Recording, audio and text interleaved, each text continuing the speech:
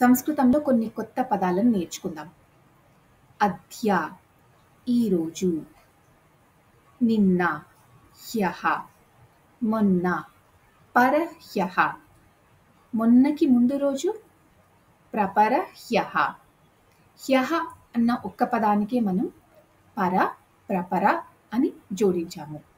ఈరోజు అద్య, నిన్న హ్యః, మొన్న పరహ్యః, మొన్నకి ముందు రోజు ప్రపరహ్యః. ఈరోజు అద్య, రేపు శ్వః, ఎల్లుండి పరశ్వః, ఎల్లుండికి మరుసటి రోజు ప్రపరశ్వః.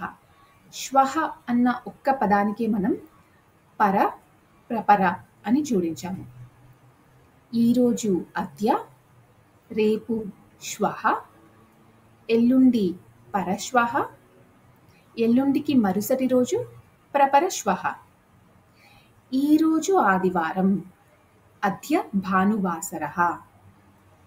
ఈరోజు ఆదివారం, మరి నిన్న శనివారం, హ్యః శనివాసరః.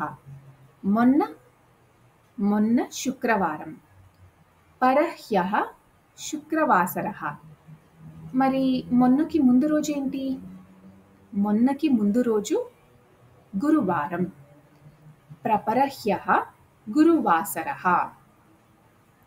ఈరోజు ఆదివారం, అద్య భానువాసరః. రేపు సోమవారం, శ్వః సోమవాసరః. రేపు సోమవారం, మరి ఎల్లుండి ఏంటి?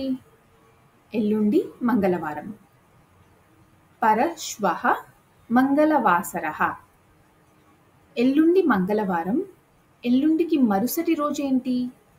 ఎల్లుండికి మరుసటి రోజు బుధవారం.